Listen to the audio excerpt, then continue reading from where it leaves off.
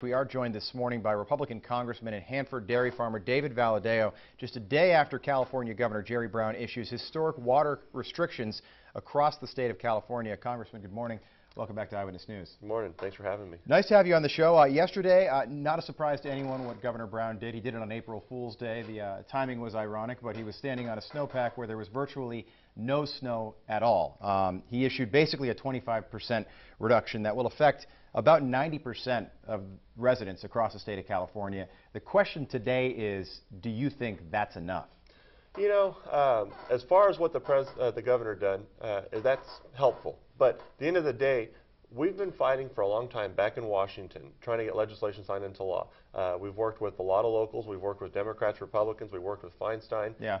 And we can't get the governor to support us on anything we try to do. And that's very important because conserving is important, but making sure that the water that we have, that we've been able to capture, we did have a somewhat reasonable rainfall year. I mean, we're about 50% of annual for this water year. For this water year. Snowpack is very bad, right. But there was an opportunity to capture water. If my legislation had been signed into law, there would be probably about another 300,000 acre-feet.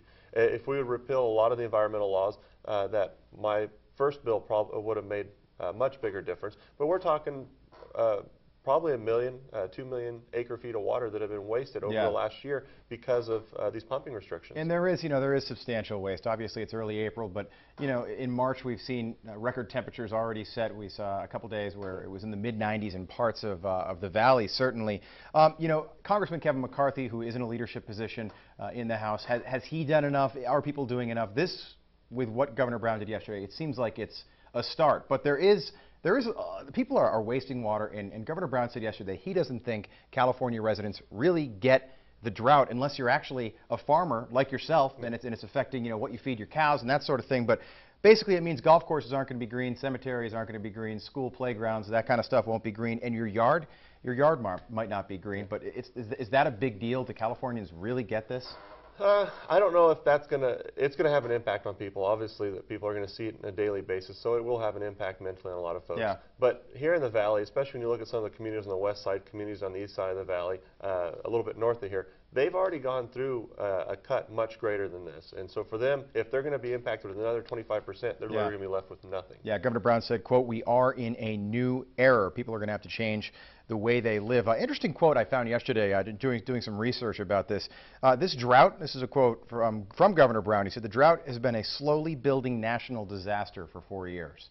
Which is interesting. We think national disaster or natural disaster, we think an earthquake, we think a hurricane, but a drought kind of slowly but surely chipping away at our resources, lakes, rivers, that sort of thing. So the issue with that is this isn't the worst drought in history. Right.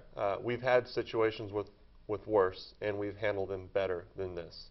We've had opportunities with less water where we actually were able to deliver more water to our constituents. Yeah. And that is frustrating. And it's not a percentage per person. It's water districts delivering percentages of their contracts. Mm-hmm. Those percentages have never been so low, even though we're getting more water now than we did in the 70s. More on the drought to come. Speaking of the 1970s, a gentleman by the name of Ted Cruz, he's a senator from, Texas. He was born in the 1970s, and he just announced that he's running for the presidency. Does it make you feel old or young to have somebody born in the decade you were born in running for the presidency?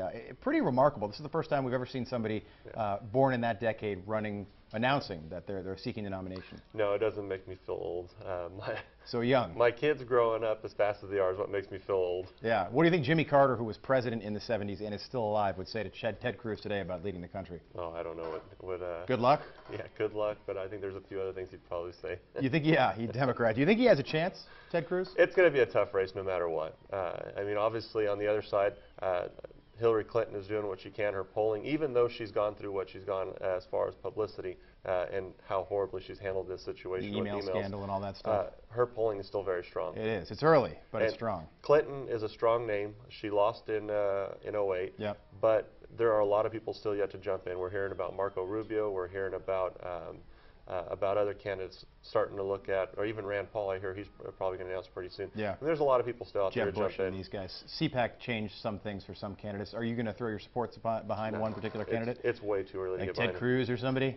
No? Can't get in any races yet. The Washington Post had a quote that said, I'd like to hear your response to this. Is Ted Cruz, this is a quote, is Ted Cruz a political prodigy or a smug know-it-all?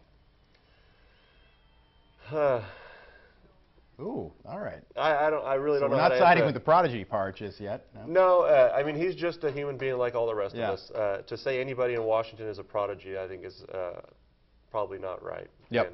And there's a lot of very bright people back there, but to put that on anyone, I just don't think that's a good way to go. All right, Congressman, this just came in this morning. We have, I just want to check. Yes, we do. We have an unconfirmed report that the arrow that I lost in the woods on your dairy farm when I was up there shooting with you has been recovered. Is there any truth to this story? It is true. I did find it. How did you find that? Because I hit that. The target was nowhere near the target. So I drove out there the next morning with my kids, and I thought it was going to be difficult, and I just literally parked the truck, looked down into the bank, and 7 hours later.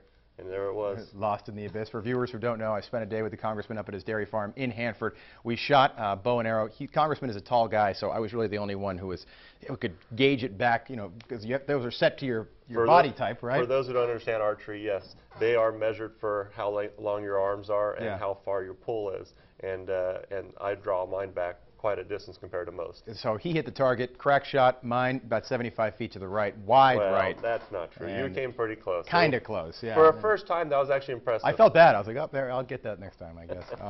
By the way, next time you make a speech on the House floor, I want you to have that thing with you. All right. You know, we'll do that. you'll whip a lot more votes with that sort of thing on your back. Hey, quickly, this doesn't mean anything here. It's very early. We're a year and a half away from your re-election, but congressmen, in a sense, are always running for re-election.